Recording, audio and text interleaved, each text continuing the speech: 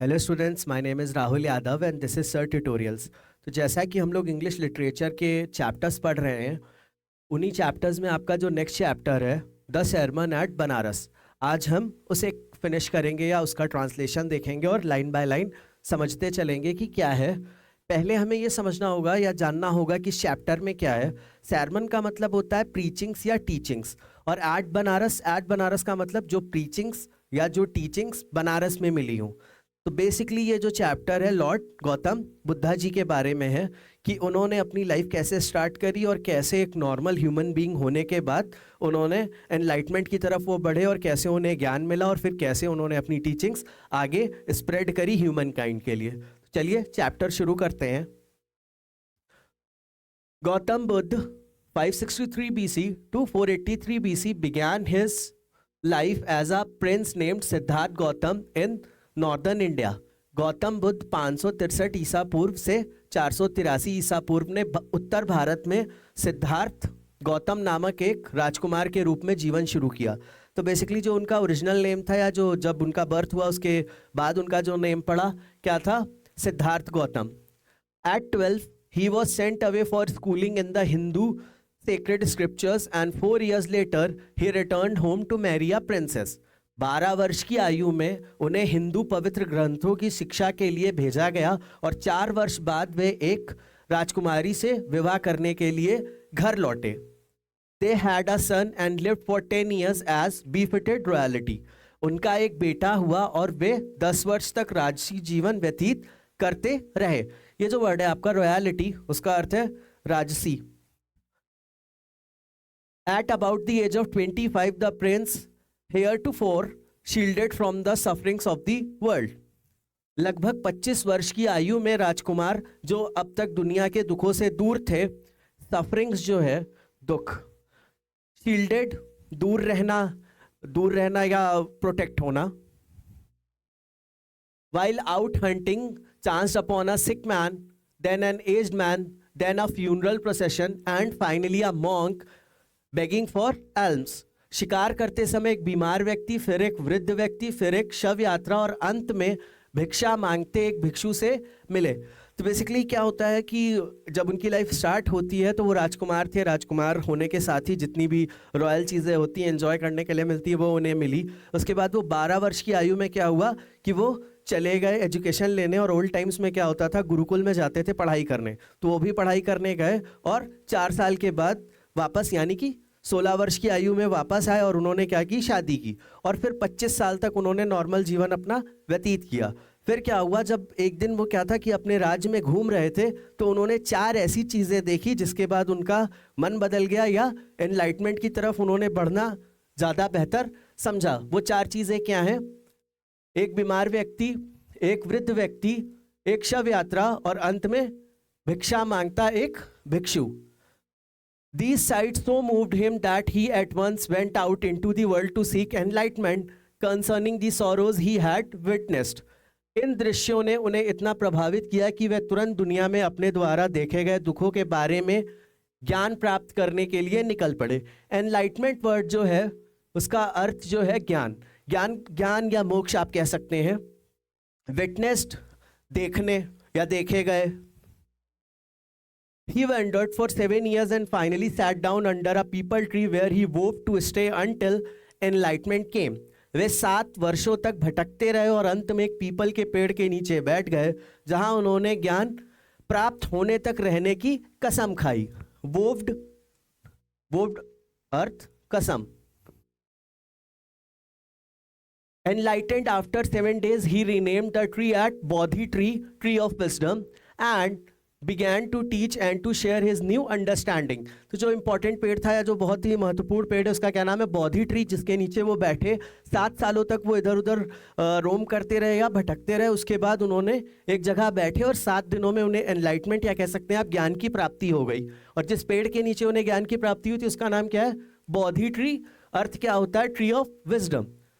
7 दिन बाद ज्ञान प्राप्त होने पर उन्होंने वृक्ष का नाम बदलकर बोधि वृक्ष, ज्ञान का वृक्ष, ये लिखा हुआ है, रख दिया और लोगों को शिक्षा देने तथा अपनी नई समझ साझा करना शुरू कर दिया। अब उन्हें ज्ञान की प्राप्ति हो गई थी, या उन्हें नॉलेज जो थी उन्होंने गेन कर ली थी। गेन करने के बाद उन्होंने क्या शुरू किया, अपनी प्रीचिंग्स को आगे बढ़ाना शुरू किया या स्प्रेड करना शुरू किया। At that point he became known as the Buddha, the awakened और द एनलाइटमेंट। और इसी के बाद उनको क्या नाम मिला, बुद्धा का नाम मिला। उस समय वे बुद्ध जागृत या प्रबुद्ध के नाम से जाने गए। The Buddha preached his first sermon at the city of Banaras. तो जो बेसिकली आपके चैप्टर का नाम है द sermon एट बनारस, तो जो उन्होंने अपनी पहली प्रीचिंग्स या टीचिंग्स जब स्प्रेड करी तो कहाँ की, बनारस में। तो इसी वजह से इस चैप्टर का भी नाम वही है। बुद्ध ने अपना पहला उपदेश बनारस शहर में दिया। प्रीच्ड उपदेश most holy of the dipping places on the river Ganges. Dipping places जो वर्ड आपका यहाँ पे लिखा हुआ है, डिपिंग प्लेसेस का मतलब होता है बहुत सारे तीर्थ स्थल होते हैं जहाँ हम जाकर के स्नान करते हैं या नहाते हैं।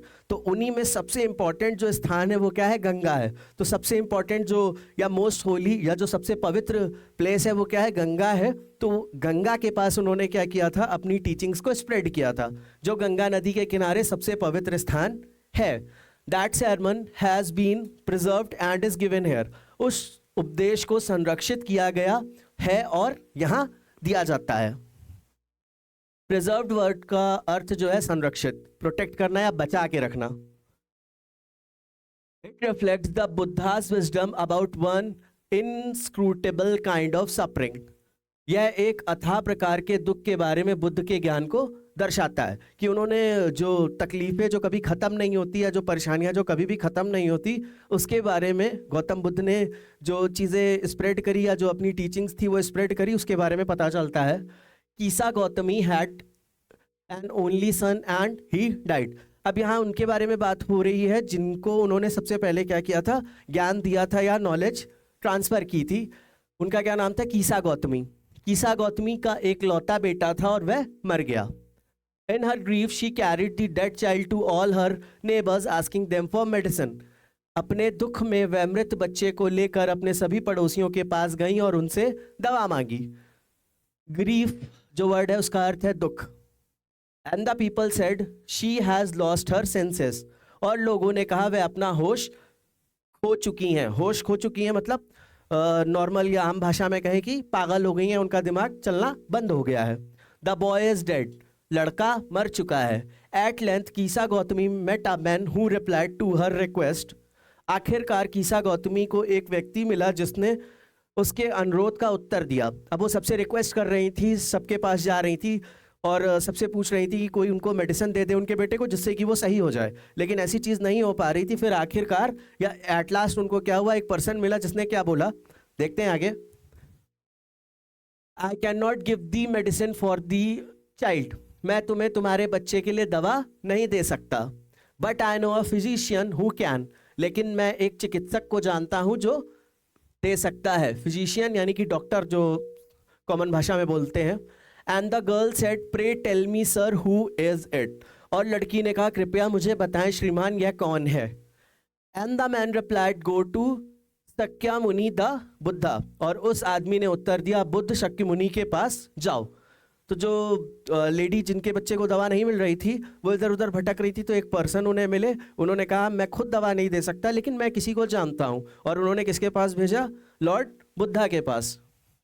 कीसा Gotami repaired to Buddha and cried. Kisa Gotami Buddha के पास गई और रोई। Lord and master give me the medicine that will cure my boy. भगवान और गुरु मुझे वह औषधि दीजिए जो मेरे लड़के को ठीक कर दे। The Buddha answered, I want a handful of mustard seed. Basically, Buddha ने उत्तर दिया मुझे मुट्ठी भर सरसों के बीज चाहिए। अब जब उन्होंने मेडिसिन मांगा तो गौतम बुद्ध जी ने क्या बोला कि मुझे एक मुट्ठी में क्या चाहिए, सरसों के जो बीज होते हैं, सीड्स होते हैं, मस्टर्ड सीड बोलते हैं, वो चाहिए। And when the girl in her joy promise to procure it the Buddha added. अब वो खुश हो गई कि सारे लोग बोल रहे थे मेडिसिन नहीं मिल सकती, लेकिन इन्होंने क्या बोला कि एक मुट्ठी भर आप क्या ले आइए, मस्टर्ड सीड लेकर के आइए। तो उन्हें लगा ये तो बहुत आसान काम है, मैं ले आऊँगी। फिर बुद्धा जी ने क्या ऐड किया, और जब लड़की ने खुशी में इसे खरीदने का वादा किया तो बुद्ध ने कहा the mustard seed must be taken from a house where no one has lost a child, husband, parent और फ्रेंड। बहुत इंपॉर्टेंट लाइन। सरसों के बीज ऐसे घर से लिए जाने चाहिए जहां किसी ने अपना बच्चा, पति, माता पिता या दोस्त नहीं खोया हो। अर्थात कि जिस घर में किसी की भी डेथ ना हुई हो या जिस घर में किसी की भी मृत्यु ना हुई हो। पहले तो उन्होंने बहुत सिंपल चीज बोली कि मस्टर्ड सीड चाहिए 1 हैंडफुल। फिर उन्होंने क्या बोला, ऐसे घर से लेकर के आइए या ऐसी जगह से लेकर के आइए जहां किसी की डेथ ना हुई हो। Poor Kisa Gotami now went from house to house. बेचारी कीसा गौतमी अब घर घर जाती रही। पुअर वर्ड जो लिखा उसका अर्थ यहाँ पे क्या है, बेचारी। बेसिकली पुअर का मतलब गरीब होता है, लेकिन यहाँ पे दया भावना से यूज किया गया है। And the people pitted her and said, और लोगों ने उस पर दया करके कहा। पिटेड, दया खा करके। Here is mustard seed, take it. यह सरसों के बीज हैं, इसे ले लो। But when she asked, did a son or daughter, a father or mother die in your family. लेकिन जब उसने पूछा क्या तुम्हारे परिवार में कोई बेटा या बेटी, कोई पिता या माँ मर गई हैं या मरी हैं कभी, तो जो पहली चीज़ थी वो तो सारे जितने भी हाउस होल्ड्स थे या जितने भी घर थे वो सब लोग देने के लिए तैयार थे। लेकिन जब उन्होंने दूसरा क्वेश्चन पूछा तो क्या जवाब आया, दे आंसर्ड हर, तो उन्होंने उत्तर दिया, alas the living are few.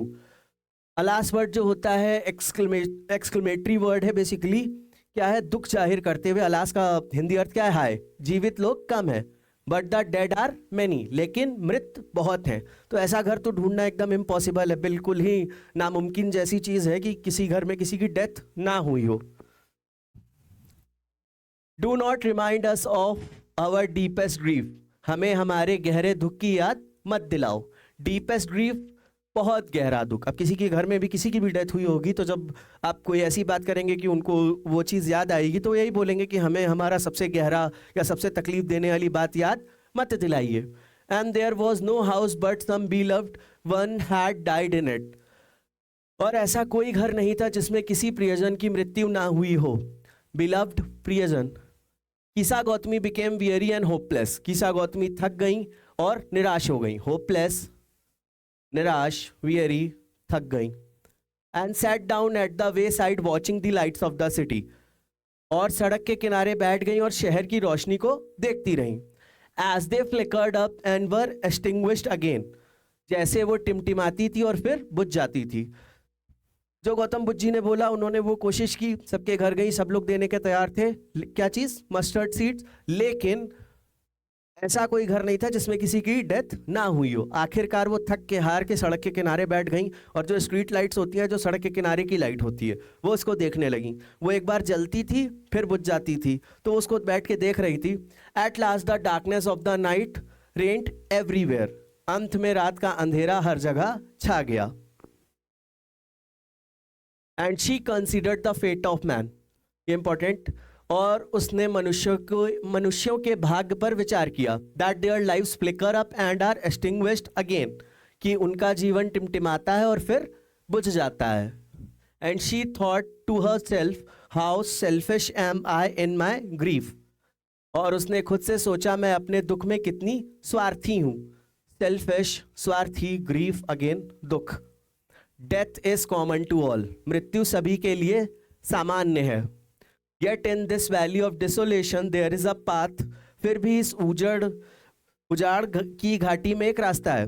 डिसोलेशन का मतलब होता है जहां कुछ भी ना हो, बिल्कुल एकदम खाली हो, उजाड़ सा। That leads him to immortality who has surrendered all selfishness, और ये जो लाइन है यही आप कह सकते हैं ज्ञान है बेसिकली, जो उसे अमरता की ओर ले जाता है जिसने सभी स्वार्थों को त्याग दिया हो। The Buddha said, the life of mortals in this world is troubled and brief and combined with pain. Lord Buddha ji ने क्या प्रीचिंग्स दी? मॉर्टल्स का मतलब होता है जिनकी डेथ होना निश्चित हो।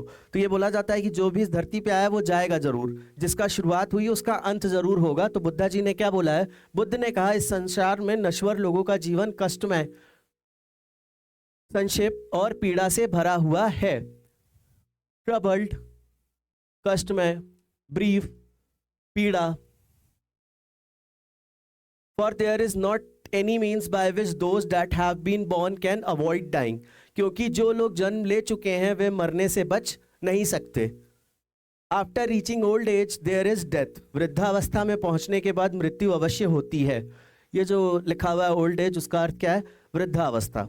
Of such a nature are living beings, जीव आत्माएं ऐसी ही प्रकृति की होती हैं, मतलब जिसका बर्थ हुआ है उसकी डेथ होना निश्चित है। और यही चीज़ कीसा गौतमी जान नहीं पा रही थी या जो भरोसा नहीं करना चाहती थी। गौतम बुद्ध ने उन्हें एक चीज़ बोली या एक काम करने के लिए बोला कि आप मस्टर्ड सीड लेकर के आइए। जब वो लेने गई तो उन्हें कहीं नहीं मिली, और आखिरकार क्या हुआ कि वो हताश होकर के जब सड़क के किनारे बैठी तो लाइट जो जल रही थी, बुझ रही थी, उससे उन्होंने ह्यूमन की जो लाइफ होती है उसको रिलेट कर दिया।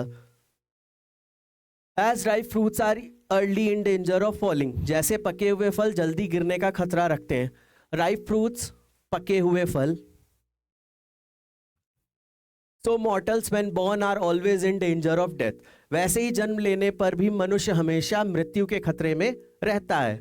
As all earthen vessels made by the potter end in being broken, so is the life of mortals. जैसे कुम्हार द्वारा बनाए गए सभी मिट्टी के बर्तन टूट जाते हैं, वैसे ही मनुष्य का जीवन भी टूट जाता है। Both young and adult, both those who are fools and those who are wise, all fall into the power of death, all are subject to death. Again उन्होंने क्या बोला, चाहे फिर आप यंग हो, चाहे आप एडल्ट हो, या आप बूढ़े हो, जवान हो, और अमीर हो, गरीब हो, किसी भी तरीके के हो, लेकिन अल्टीमेटली जो एट लास्ट जो होना है या जो सच है वो क्या है? डेथ है, होनी ही होनी है। युवा और वयस्क, मूर्ख और बुद्धिमान सभी मृत्यु के वश में आते हैं, सभी मृत्यु के अधीन है। यंग वर्ड जो लिखा है, युवा, अडल्ट, वयस्क, फूल्स, मूर्ख, वाइस, बुद्धिमान। Of those who overcome bye death depart from life, जो लोग मृत्यु से हार जाते हैं वो जीवन से विदा हो जाते हैं। A father can not save his son nor kinsman their relations, पिता अपने बेटे को नहीं बचा सकता, ना ही सगे संबंधी अपने संबंधियों को। किन्समैन जो है सगे संबंधी, और रिलेशंस कौन है? संबंधियों। Mark while relatives are looking on and lamenting deeply, ध्यान दे जब सगे संबंधी देख रहे होते हैं और विलाप कर रहे होते हैं। ये जो वर्ड है आपका लैमिनेटिंग, इसका अर्थ क्या है? विलाप करना। विलाप करना अर्थात रोना और काफी ज्यादा परेशान होना।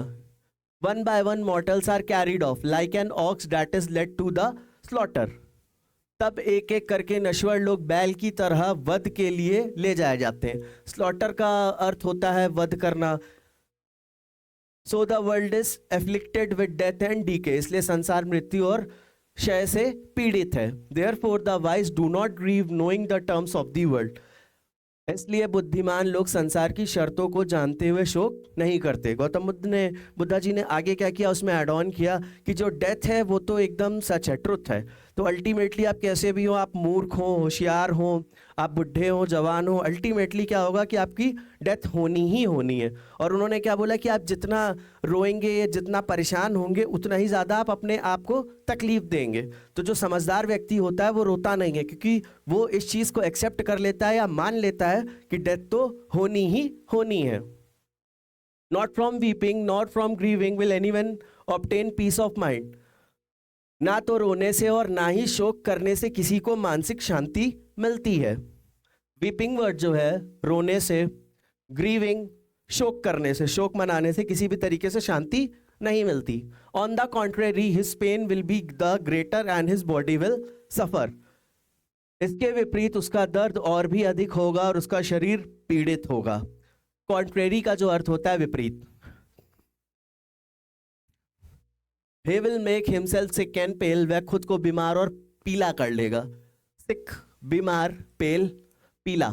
पीला अर्थ होता है कि जब आप रो रहे होते हैं, जब आप बहुत ज़्यादा तकलीफ में होते हैं, तो आपकी बॉडी अच्छे से फंक्शन नहीं करती। तो जो आप कह सकते हैं कि ब्लड होता है या जो खून होता है बॉडी में सही से मूव नहीं करता या बनता नहीं है, तब जनरली आप देखोगे तो पीला पीला इंसान दिखना शुरू हो जाता है। तो उसके बारे में बोला है उन्होंने। Yet the dead are not saved by his lamentation, फिर भी मृतक उसके विलाप से नहीं बच पाएंगे। He who seeks peace should draw out the arrow of lamentation and complaint and grief, जो शांति चाहता है उसे विलाप, शिकायत और शोक का तीर निकालना चाहिए। He who has drawn out the arrow and has become composed will obtain peace of mind, जिसने तीर निकाल लिया और शांत हो गया है, उसे मानसिक शांति मिल जाएगी। He who has overcome all sorrow will become free from sorrow and be blessed. जिसने सभी दुखों पर विजय पा ली है वह दुख से मुक्त हो जाएगा और धन्य हो जाएगा। ब्लेस्ड, धन्य। और आपका ये चैप्टर यहीं फिनिश होता है। Thank you students.